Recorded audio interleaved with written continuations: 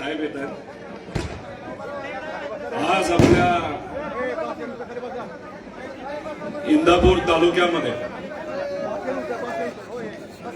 ही जी बैठक होती, ही जी सभा होती, त्या सभेसाठी आपल्या सर्वांची चर्चा करण्यासाठी व संबोधित करण्यासाठी इथं उपस्थित असणारे पवार साहेब येत आहेत. साहेबांसाठी आपल्या सर्वांना साहेबांची वाट आपण सर्वजण बघत आहात, पण 5-10 मिनिटांमध्ये ते येतीलच. पण तोपर्यंत मला असं वाटलं की अनेक नेते इथे बोलणार आहेत. मग मी माझं थोडंसं भाषण तिथं उरकून गेल्यानंतर मोठे मोठे नेते तिथं बोलतील. त्यामुळे आपल्या सर्वांना संबोधित करणारे, ज्यांना आपण खऱ्या अर्थाने वाहक म्हणतो, असे संजयजी राऊत साहेब, तसंच इथं उपस्थित असणारे जे आपल्या सर्वांची शेतकऱ्याची कष्टकऱ्याची भूमिका मनापासून अधिवेशनामध्ये मांडतात, टीव्ही पुढे मांडतात, सभेत मांडतात, अशा आमच्या सगळ्यांचे मार्गदर्शक बाळासाहेबजी थोरात साहेब, आणि ज्या व्यक्तीचा अभिमान हा आपल्या सर्वांना आहे. तुमचे विषय, महाराष्ट्रातले विषय, शेतकऱ्याचे, कष्टकऱ्याचे, युवा वर्गाचे, महिलांचे प्रश्न हक्काने पार्लमेंटमध्ये ज्या मांडतात, 3 वेळा या भागातल्या खासदार ज्या झालेल्या, 4थ्यांदा खासदार बनण्याचा मान ज्यांना मिळणार आहे, अशा आपल्या सर्वांच्या लाडक्या सुप्रियाताई सुळे, आमचे मित्र संजय काका जगताप, माझे वडील राजूदादा पवार, काकी शर्मिला वहिनी पवार, उपस्थित असणारे जगन्नाथ बापूजी शेवाळे, विकासजी लवांडे, रविकांतजी वरपे, सक्षनाताई सलगर, पंडितजी कांबळे, योगेशजी सावंत, महादेवजी बालगुडे, भारतीताई शेवाळे, शरद भाऊ सूर्यवंशी, अमोलजी देवखाते, संजय भाऊ जगताप, सागरजी मिसाळ, शिवाजीरावजी जांभूळकर, तसंच सोपनरावजी म्हस्के, दादासाहेबजी थोरात, अडोखेट राहुलजी मखरे, दत्ताभाऊ दापटे, तसंच अमोलजी भिसे, उपस्थित असणारे अरबाजजी शेख, तसंच उपस्थित असणारे तालुका अध्यक्ष इंदापूर राष्ट्रवादी श्री पाटील, महारुद्रभाऊ पाटील कार्याध्यक्ष, छायाताई असतील, अनिकेत भाऊ निंबाळकर असतील, आबासाहेबजी निंबाळकर असतील, उपस्थित असणारे सर्वच मान्यवर, सर्व पक्षाचे पदाधिकारी, ज्याच्यामध्ये साक्षीताई असतील, अशोक भाऊ डोगरे असतील, नितीन भाऊ शिंदे असतील, विवेक भाऊ असतील खोखरे, नीताताई, मोहित भाऊ, गणेश भाऊ, रविराजजी भाळे, शुभम, तसंच सोहेलजी खान, उपस्थित सर्व मान्यवर पदाधिकारी, कार्यकर्ते, पत्रकार व इंदापूर तालुक्याची स्वाभिमानी जनता, उपस्थित सर्वच बंधूंनी बघितली, ज्यांची आपण सर्वजण आतुरतेने वाट बघत होतो, अशा आपल्या सर्वांचे मार्गदर्शक, आपल्या सर्वांचे नेते आदरणीय पवार साहेबांचं आगमन या ठिकाणी आलं. जोरदार टाळ्या वाजून त्यांचा स्वागत आणि सत्कार हा आपण सर्वांनी करावा.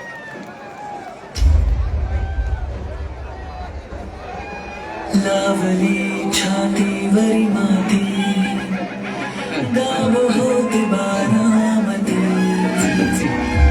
ना सखा ना सोबती, तरी हा थांबला गडी गटानी.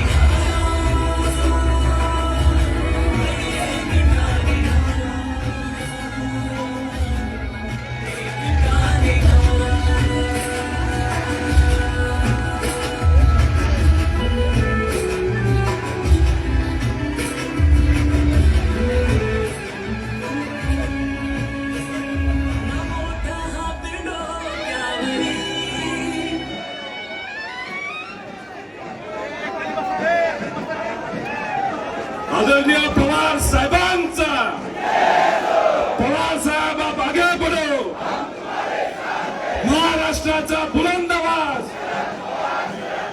महाराष्ट्राचा बुलंद आवाज,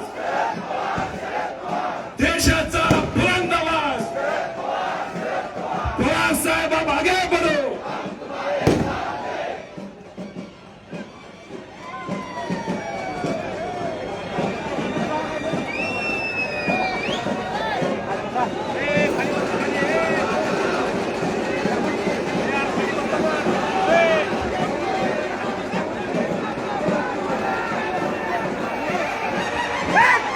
हॅलो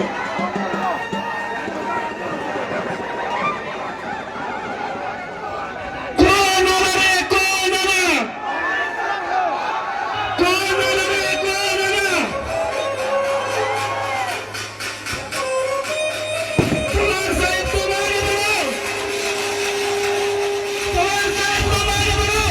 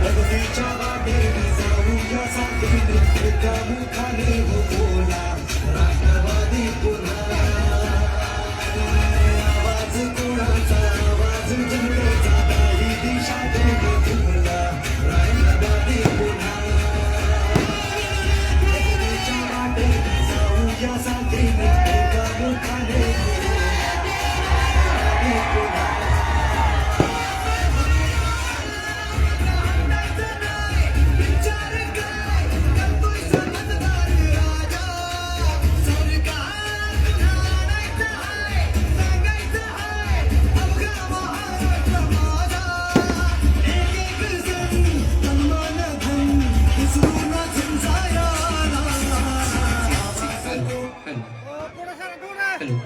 कार्यकर्त्यांना नम्रतेची विनंती आहे, कृपया स्टेजवरती गर्दी करू नका. आपणास विनंती आहे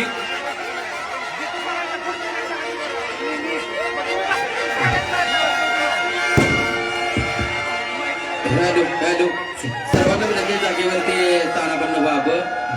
सर्व मतदार बंधू भगिनी शेतकरी बांधव सर्वांना विनंती जागेवरती स्थानापन्न व्हावं. सर्वांना विनंती आहे कृपया बसून घ्या, कारण आपण साहेबांचे विचार ऐकण्यासाठी आपण सर्वजण या ठिकाणी उपस्थित आहात. आपणास विनंती आहे जिथं जागा उपलब्ध असेल आपण तिथं स्थानपन्न व्हायचं आहे. कृपया सर्वांना विनंती आहे कृपया बसून घ्या. यानंतर मी दादांना विनंती करतोय की कृपया आपण आपलं भाषण चालू करायचं आहे. सन्माननीय रोहित दादा पवार. मला एकदा इथं आपल्या सर्वांना विनंती करायची की इथं असं कळालं आहे की काही लोक दमदाटी करतात, फोन करतात आणि म्हणतात कार्यक्रमाला जायचं नाही. सोशल मीडियावर ट्विट टाकली नाही तर सोशल मीडियावर साहेबांबद्दल एखादं चांगलं काहीतरी लिहिलं तर आपल्या या तालुक्यामध्ये काही लोकांना फोन येतात असं आम्हाला कळालंय. एकदा हे जे काय दमदाटी करणारे मलिदा गँग जी आहे त्यांना एकदा इथं आवाज आपल्या दिला पाहिजे. त्यामुळे त्या लोकांच्या कानापर्यंत आवाज गेला पाहिजे अशी घोषणा आपल्या सर्वांना द्यायची. देणार का नाही देणार? पवार साहेब आप आगे बढ़ो.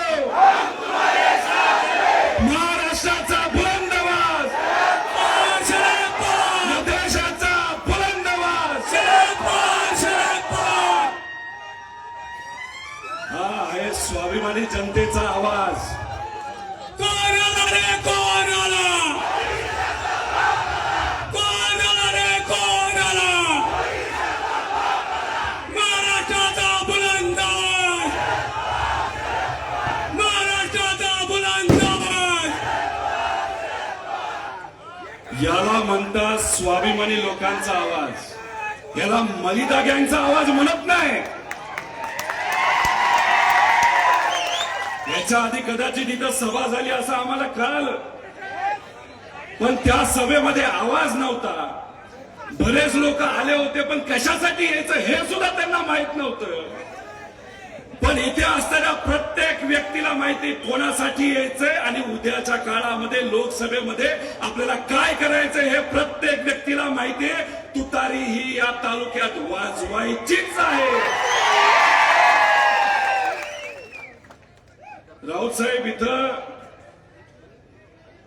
अनेक लोकांना फोन आले. आता सुद्धा या तालुक्यामध्ये काही गावांमध्ये जेवण दिलं जाते का, तर इथं लोक येऊ नये म्हणून. पण इथली लोक काय साधी आहेत काय? अहो, मालोजी राजांचं वास्तव या तालुक्यामध्ये होतं.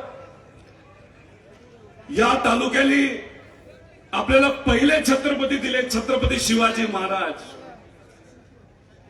या तालुक्यामध्ये छत्रपती शिवाजी महाराजांचा विचार, पुण्यश्लोक अहिल्यादेवी होळकरांचा विचार, शिवशाहू फुले आंबेडकरांचा विचार, अण्णाभाऊ साठेंचा विचार हा लोकांच्या मध्ये, ध्यानामध्ये, रक्तामध्ये हा भिनलेला आहे.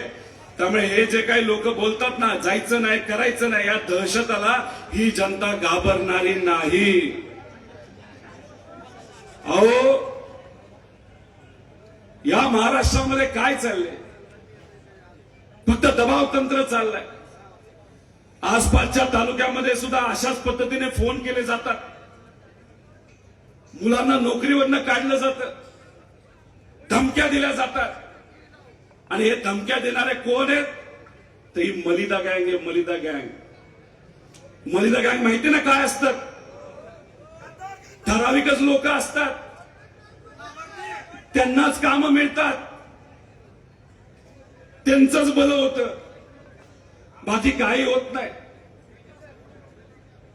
खरं तर आज आपण बघितलं, ताज हुतात्मा दिवस. शहीद भगतसिंग, शहीद सुखदेव, शहीद राजगुरू यांनी आपल्या लोकांसाठी, आपल्या देशासाठी, आपल्या मातीसाठी बलिदान दिलं. त्यांच्या विचाराला, त्यांच्या त्यागाला मी अभिवादन करतो. पण हा ब्रिटिश विचार काय होता? एक तर हा विचार अहंकारी होता. यांना फक्त नफेखोरी माहित होती. इथे असणाऱ्या मातीला, इथं असणाऱ्या लोकांना अडचणीत आणायचं आणि मग त्याच्यातून फक्त नफेखोरी करायची. तोडा आणि फोडा हे जे राजकारण आहे हे नवीन नाही. हे कधीपासून आहे? हे ब्रिटिश काळापासून आहे. ब्रिटिश गेले आणि या देशामध्ये आता नवीन कोण आलं? तर बीजेपी आलंय. बीजेपीने पण तेच सुरू केले, तोडाफोडा. काल परवा मला माहित नाही, इथं एक भाजपचे फार मोठे नेते आले होते. नाव काय त्यांचं मी विसरलो. तुम्हाला माहितीये का? अहो, असं हे नाव कुणी दिलंय त्यांना मला माहित नाही. कुणी दिलंय नाव? हे आम्ही तरी दिलेलं नाही. हे नाव कुणी दिलंय? आता दादा कुठे आहेत? कोणाबरोबर आहेत? अरे वा वा वा, जुन्या गोष्टी सहज विसरून जाता. म्हणजे तुम्ही कोणाबद्दल टीका करत होता, कोणाच्या विरोधात टीका करत होता, हे तुम्ही विसरला. विसरून जाणारच ना तुम्ही. ज्या व्यक्तीने आपल्याला राजकारणात आलं, ज्या व्यक्तीमुळे आपण मोठं झालो, ज्या व्यक्तीमुळे पवार कुटुंबाला नाव मिळालं या देशामध्ये, त्या व्यक्तीला सत्तेसाठी, स्वार्थासाठी जर तुम्ही सोडत असाल तर मग हे विरोध तुम्ही जे भाजपच्या विरोधात केलेले हे तुम्ही तर नक्कीच विसरून जाल. अहो, हे जे काय चंद्रकांत दादा पाटील काय बोलले, कोणाला संपवायचंय त्यांना? राजकीय दृष्टिकोनातून आदरणीय पवार साहेबांना त्यांना संपवायचं हे बोलले होते का नव्हते? त्यामुळे जे आपले, त्यांची चूक आहे का नाही हे मला सांगता येणार नाही. मी एवढा मोठा नाही, मी लहान कार्यकर्ता आहे. पण एक गोष्ट तुम्हाला सर्वांना सांगतो, आपल्याच लोकांना तिकडे घेऊन त्यांच्या खांद्यावर बंदूक जर कोण ठेवत असेल तर हे भाजपचे लोक ठेवत आहेत. अहो, 50-60 वर्ष या राज्यामध्ये भाजपला काय आणता आलं नाही, सत्ता येता आलं नाही. त्याचं मुख्य कारण कोण असेल तर ते आदरणीय पवार साहेब आहेत. काँग्रेसचा विचार आहे, राष्ट्रवादीचा विचार आहे. आणि आज आपल्याला साथ देण्यासाठी बाळासाहेबांच्या विचारांनी चालणारी, उद्धव ठाकरे साहेबांच्या मार्गदर्शनाने आज काम करणारी आपली शिवसेना सुद्धा आपल्या मदतीला आहे. आणि मग हे जे विचार आहे, हे विचार भाजपला गेल्या 50 वर्षामध्ये संपवता आले नाहीत. आणि जे 50 वर्षात जमलं नाही ते आपल्याच लोकांच्या माध्यमातून इथे केलं जातंय. खांदा आपल्याच लोकांचा, बंदूक भाजपची, गोळी भाजपची, आणि निशाणा कोणावर? तर पवार साहेबांवर. हे आपण खपून घेणार का? खपून घेणार का? हे भाजपचे षडयंत्र आहे विचार संपवण्याचा. जो विचार आपण सर्वांनी जपला, ज्याला ताकद दिली, आदरणीय पवार साहेबांनी नेहमी आपल्या सर्वांचा विचार केला. आणि विकास करत असताना MIDC इथं आणली, बिल्ड कारखाना इथं आणला, वालचंदनगर कारखान्यात जेव्हा अडचण आली तर ती अडचण कुणी सोडवली असेल तर ते आदरणीय पवार साहेब आहेत. इथं असणाऱ्या ऊस उत्पादक शेतकऱ्याला पूर्वीच्या काळामध्ये जेव्हा अडचण येत होती तेव्हा साहेबांनी पुढाकार घेतला. बँकेचं लोन असेल, एथोनॉलचं धोरण असेल, साखरेचे भाव पडल्यानंतर त्या साखरेला भाव कसे मिळतील आणि आमच्या इथं असणाऱ्या शेतकऱ्याला 4 पैसे उसाला कसे मिळतील यासाठी आदरणीय पवार साहेबांनी नेहमी प्रयत्न केलेले आहेत. त्या काळामध्ये बीजेपीचा कारखाना असू द्या, नाही तर दुसऱ्या कुठल्याही पक्षाचा, नाही तर आपला कारखाना असू द्या, त्यांना नेहमी मदत करण्याची भूमिका ही आदरणीय पवार साहेबांनी घेतली. का? कारखाना कोण चालवतं याच्यापेक्षा कारखाना कोणाचा म्हणजे लोकांचा आहे. इथल्या लोकांचा जर कारखाना असेल, इथल्या शेतकऱ्याचा कारखाना असेल तर त्याला मदतच केली पाहिजे. या भूमिकेमध्ये पवार साहेब हे नेहमी राहिलेत. ह्याला विकास म्हणतो. शाळा उघडणं असेल, आरोग्याच्या बाबतीत काम करणं असेल, ह्याला आपण विकास म्हणतो.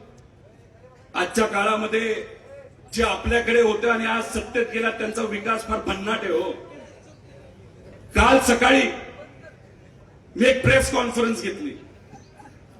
प्रेस कॉन्फरन्स मध्ये 2 मुद्दे घेतले. आदिवासी समाजाच्या मुलामुलींचे घेतले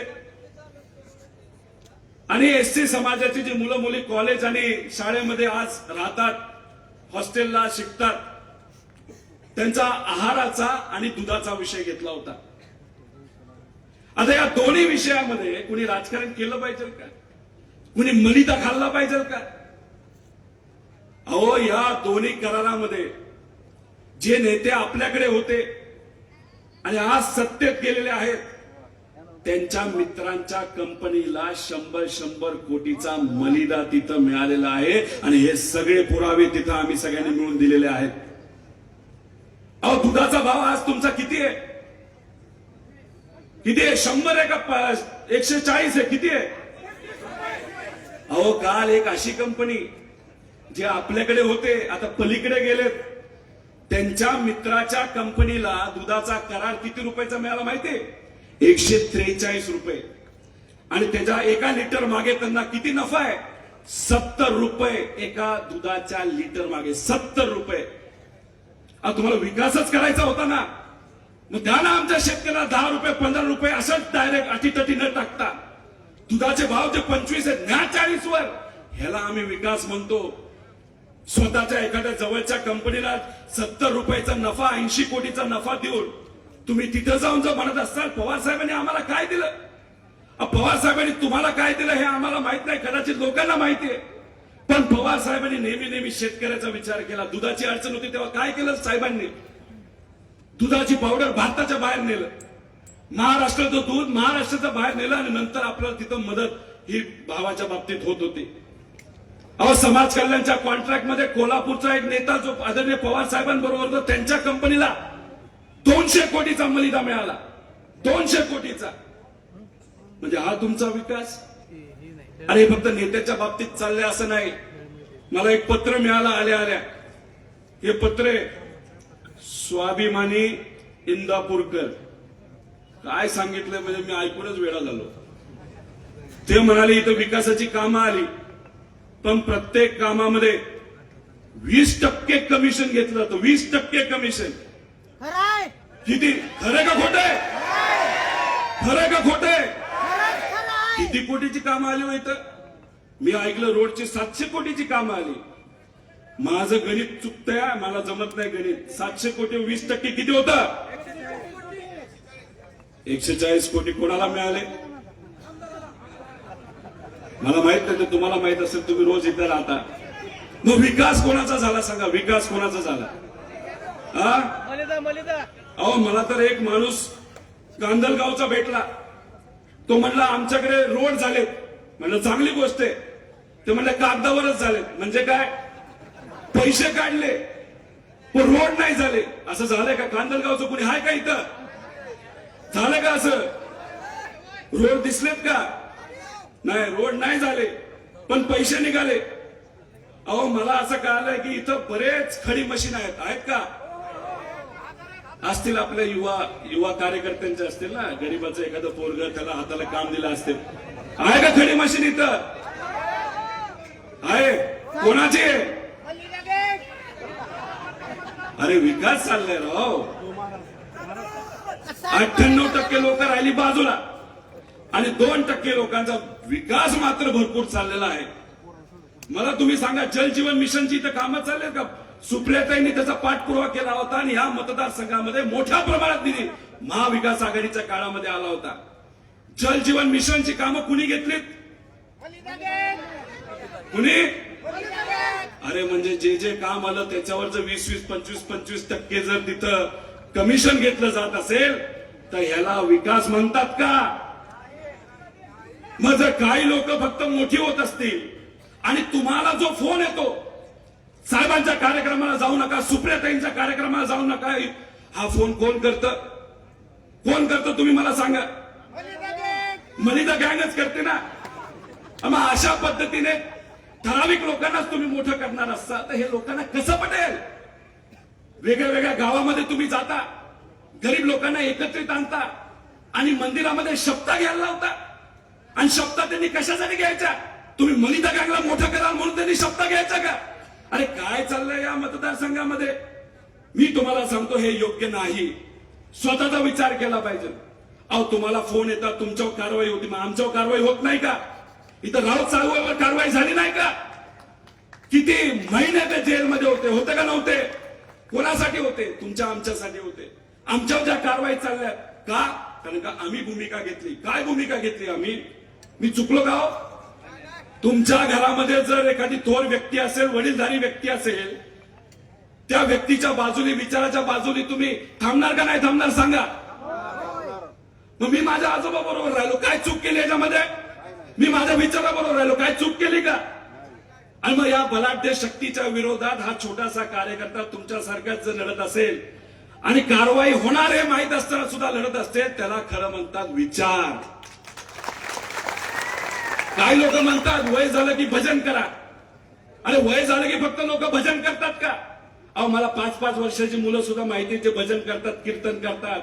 आपण त्याला अध्यात्म कळलं पाहिजे, त्याला भजन काय कळलं पाहिजे, सकारात्मक विचार काय असतात हे कळलं पाहिजे. आणि ज्यांना कळतं ते अशा प्रकारचा भेदभाव करत नाही आणि अध्यात्म आणि भजनाबद्दल तर कुणीच बोलत नाही. अहो मी बोललो तर माझं वय काढतात, मला बच्चा म्हणतात. पण चांगलं ना, लहान पोरं कशी असतात? बच्चा असतात पण दिलचे सच्चे असतात. आणि आदरणीय पवार साहेबांचं वय काढतात. अरे काय चाललंय? अरे आम्ही युवा असलो ना तरी आज आदरणीय पवार साहेबांकडे बघितल्यानंतर आम्हाला सुद्धा लाज वाटते. 84 वयाचे युवा आहेत ते, आणि ते आपल्यासाठी आणि या महाराष्ट्राच्या स्वाभिमानासाठी आज लढत आहेत. आणि यांच्यावर तुम्ही टीका करता? अरे काय बाबा, काय अवघडच आहे. खरं तर खूप काय मला बोलायचंय, पण मला आपल्या सर्वांना सांगायचंय की आपल्याला कुठेतरी विकासाच्या बाजूने राहणं फार महत्वाचं आहे. केंद्रामध्ये आपले अनेक विषय असतात. शेतकऱ्याचे विषय आहेत, आरक्षणाचे मुद्दे आहेत. आता इथं राऊत साहेब आहेत.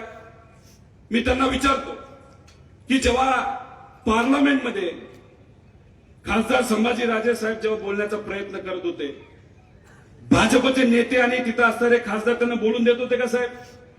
काय विषय मुद्दा मांडत होते? आरक्षणाचा, मराठा आरक्षणाचा मुद्दा. तुम्ही रेकॉर्ड काढा, भाजपचा एक सुद्धा खासदार नाही ज्यांनी मराठा आरक्षणाचा मुद्दा हा पार्लमेंटमध्ये मांडला. कुणीच नाही. गपचूप शांत. आणि तिथं संभाजीराजे बोलण्याचा प्रयत्न करत होते, त्यांना सुद्धा त्यांचा आवाज दाबण्याचा प्रयत्न केला, पण राऊत साहेबांनी पुढाकार घेतला आणि त्यांना तिथं बोलण्याची संधी मिळाली. आणि यांच्याबरोबर अजून कोण व्यक्ती लढत होतं मराठा समाजासाठी, धनगर समाजासाठी? लिंगायत समाज, मुस्लिम समाज या सगळ्यांना आरक्षण मिळालं पाहिजे, तर तुमच्या सर्वांच्या लाडक्या खासदार सुप्रियाताई सुळे तिथं लढत होत्या. मग भाजपचे एवढे खासदार महाराष्ट्रातून गेले असतील तर तिथं तोंड का उघडत नाही, का बोलत नाही? त्याचं मुख्य कारण असं आहे की भाजप यांना बोलूनच देत नाही. आता कसं चाललंय, 9 खासदारकी मिळणार होती, जावं लागतं का काय दिल्लीला? आम्ही तरी एकच शिकलोय लहानपणीपासून, मराठी माणूस हा स्वाभिमानी माणूस असतो, दिल्ली समोर कधी झुकत नाही, हे आम्हा सगळ्यांना माहिती आहे. आम्ही इथं आहोत, किती वेळा दिल्लीला जावं लागतंय. 40 आमदार आहेत, 1 खासदार आहे. एकनाथ शिंदे साहेबांकडे पण किती कोण आहेत काय काय आज काय सांगता येणार नाही. जावं लागतंय दिल्लीला, स्वतःच जावं लागतंय.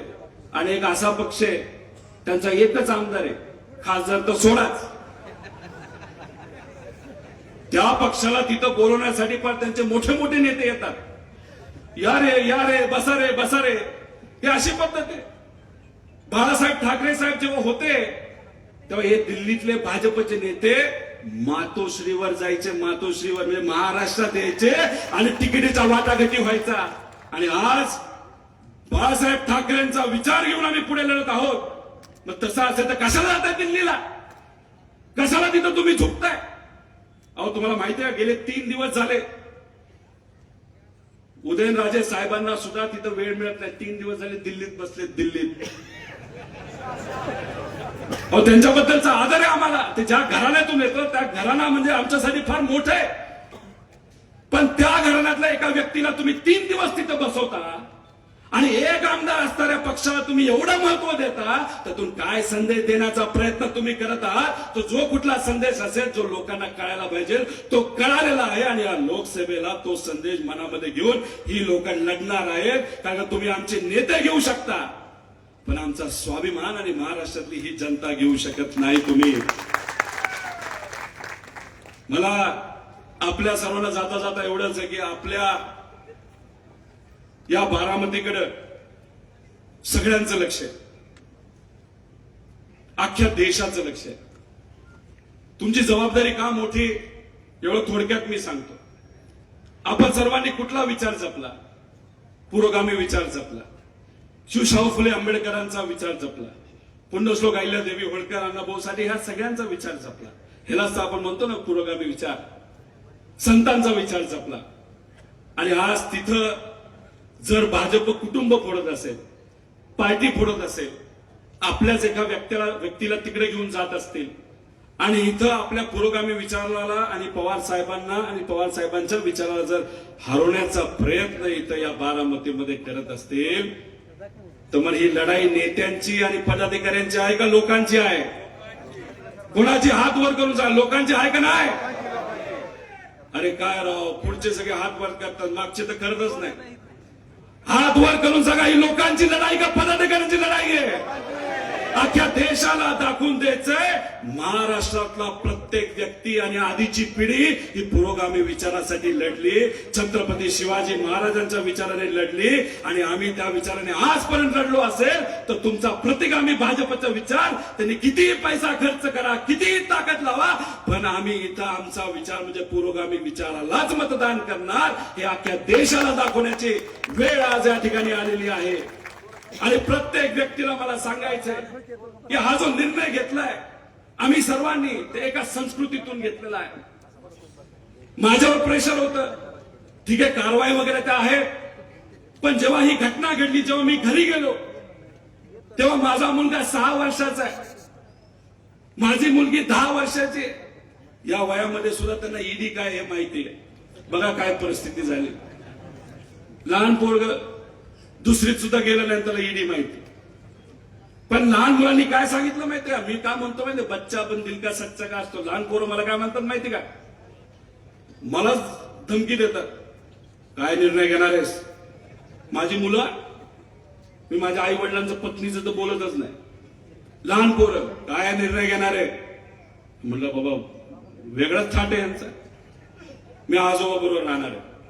नक्की पंजोबा बरोबर राहणार का? मी म्हणलं हो राहणार. जर पंजोबाची साथ सोडली तर आम्ही तुझ्याशी बोलणार नाही, अशी लहान पोरं मला सांगतात.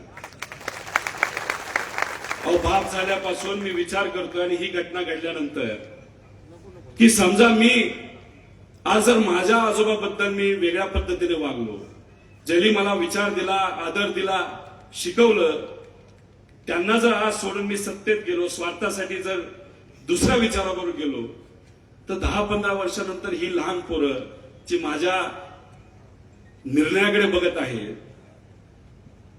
तर उद्या जाऊन कदाचित ते मलाही म्हणतील तू तुझ्या आजोबा बरोबर नाही राहिला, आम्हाला तुझ्या बरोबर राहायचं नाही. असं होऊ शकतं का? नाही होऊ शकतं. ह्यालाच तर विचार म्हणतात. आणि हे विचार या पिढीसाठी नसतात, तो आपल्याला एक संदेश द्यावा लागतो पुढच्या पिढीला.